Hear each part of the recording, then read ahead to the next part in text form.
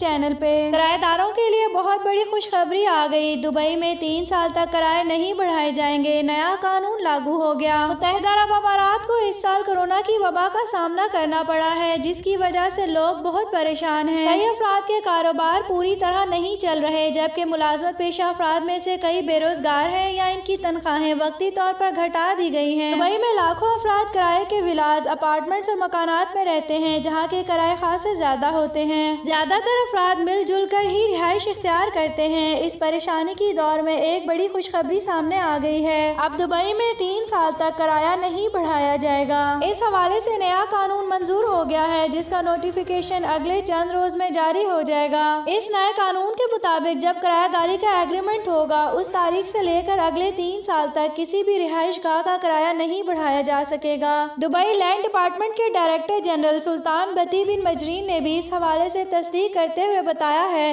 कि अनकरीब नए कानून का नोटिफिकेशन आ जाएगा, जिसके बाद किरायादारी एग्रीमेंट्स में मालकान को पाबंद किया जाएगा कि वो 3 साल तक किराया नहीं बढ़ा सकेंगे। सुल्तान बती बिन मजरीन ने कहा कि 3 साल तक किराया ना बढ़ाने की पाबंदी से दुबई में मुकीम किरायादारों को बड़ी राहत मिलेगी और वो यहाँ पर कयाम को तरजीह देंगे और मालकान के नाजायज तकाजों से भी उनकी जान छूट जाएगी। हाजिर है कि ये नए कानून का मसवदा नवंबर 2019 में तैयार कर लिया गया था। अहम इसके बाद अभी तक इसका नोटिफिकेशन जारी ना होने की वजह से ये कानून लागू नहीं हो सका था। हम इस बात की फिलहाल वजाहत नहीं हो सकी कि 3 साल तक किराया ना बढ़ाने की यह पाबंदी सिर्फ रिहायशी यूनिट्स के लिए है या फिर कमर्शियल यूनिट्स यानी दुकानदारों और कारोबारी इमारात पे भी इसका इतलाक होगा।